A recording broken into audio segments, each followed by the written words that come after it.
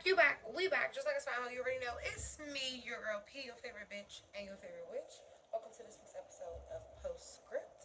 As always, it's me, your lovely host, and we're gonna jump right into the episode with our first segment, P's favorite pieces. So I don't have much, but when I go to one of your store and maybe doing a whole bunch and all that, I did try to find some snacks that were not the worst thing in the world, but still something that was outside of what I was allowing myself to eat at the time. Right.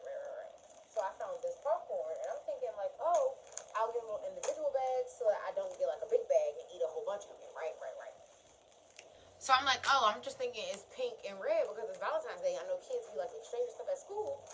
Girl, why is it white chocolate strawberry flavored popcorn? It is absolutely delicious. Love this little treat.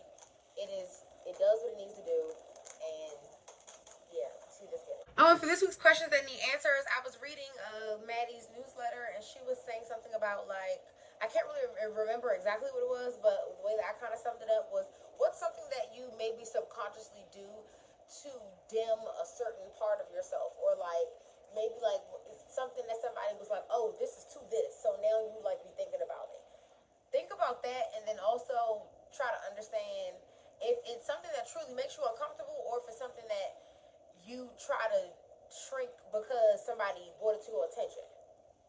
For this week's what pissed me off today, and it started right at the top of my week. It actually started from last week. I got a new property management company in my apartment, and I fucking hate them already. Absolutely hate them.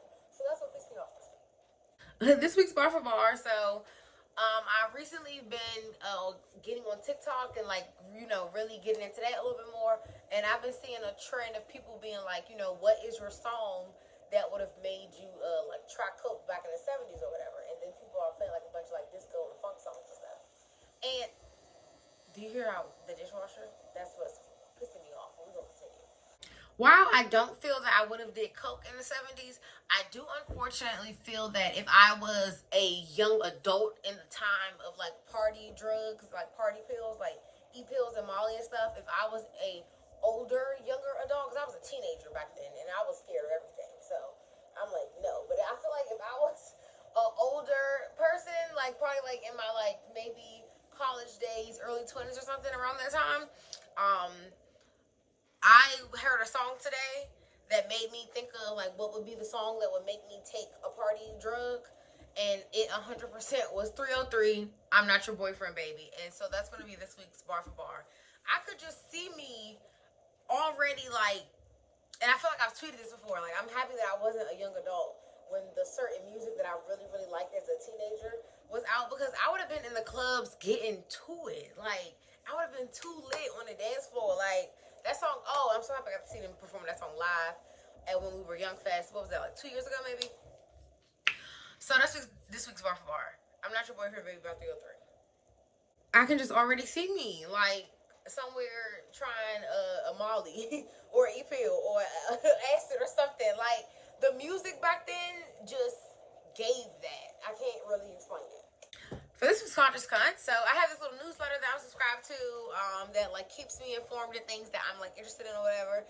And a couple episodes ago, I told y'all that the Farmer's Almanac was being canceled, and so they sent out a new newsletter. They send one out every day, and they actually said the Farmer's Almanac is not going to end up getting canceled. So I'm very happy about that. But they are going to like revamp it, update it, whatever the case may be. I didn't really look too much into it right now, but I am happy that it's going to be not canceled. And for this week's Conscious Cunt, another thing that I really like that Maddie was saying when I was listening to her show, she was saying that, what is your spiritual practice? Because you can't be a person that only manifests. You can't just want, S, and don't like do anything. And I was like, that's a bar. That's a bar. Like, period. So what is your spiritual practice? Everything's different for everybody. But outside of being a person that manifests, what are the other things that you do? Like, just think about that. Like, for example, one of my favorite rituals is like the first of every month. I always like wash my door down with like my little spiritual wash that I made, and then I like do a cinnamon blessing. I like to do like burnings of like petitions and things like that. So just, think about whatever it is that you do, or participate in to sacrifice something and offer something and not just always ask. For our last and final segment, hashtag I cannot make this shit up. Speaking of manifesting, I hope that you did all your manifesting, all of your seed sowing, all of your intention setting, because we are officially in the eclipse portal. So that is all done now. Things are going to get murky, a little unclear from here on out, but not like to be afraid of it, just to be aware. When you are trying to understand something and it's just not processing the way that you're wanting it to, understand what's happening. Because there will be, untimely inconveniences and unplanned chaos. But that is your Uranus influence, but that is from the influence of Uranus, because Uranus is the planet of disruption and unearthing and revealing, I guess, if you want to say. So speaking of Uranus, on February the 2nd, Uranus will go direct in the sign of Taurus. So I feel like that gives it a helping hand, because Tauruses are very grounded, very loyal, very realistic. And with Uranus being the disruptor, I feel like those two things can help kind of balance each other out. It's going to, shake things up for Taurus a little bit because they don't like change. But then also with Uranus being always the change, always the disruptor, Taurus can bring a little bit more of that grounding energy to that too, if that makes sense. So on February the 2nd, Mercury will square Uranus. So they're just going to, be in contact a little bit, square up a little bit with each other. And I feel like the energy of that is just going to be like, that's when you will find out what pissed you off today, right? So just be aware of flare-ups and anger spouts and things like that on Thursday. On February the 8th, Venus will square Uranus. Again, they're going to have a little interaction, a little clash, a little line up. And so Mercury, again, is the communicator. It's the walkie-talkie. It's the loudspeaker, if you will.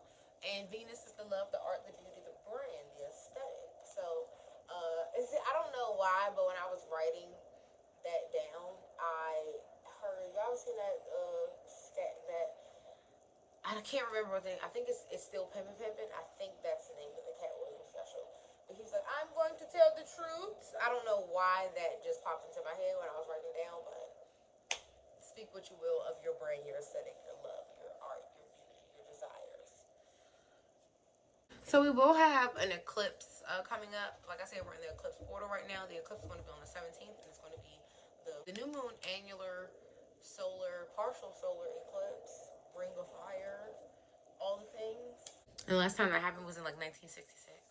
But we'll talk about that a little more next week. And then a thing that I'm going to do that I've never really done, I guess, is explain when I say, oh, look at this in your chart, or look at that in your chart. I guess I'll talk a little bit more about what it is that I mean when I say that. So due to the, eclipse portal, be less obsessed with the details and more focused on finding the ground. Be more focused on getting that Taurus energy, that grounding energy, that realistic vibe. So, yeah, that's going to be our little kickoff to what I have to say about the eclipse. And thanks for coming. Please continue to watch. Please continue to comment, interact, share, subscribe, like, all the things. You know how we end the show, but you be mad because they be hating, just be hating.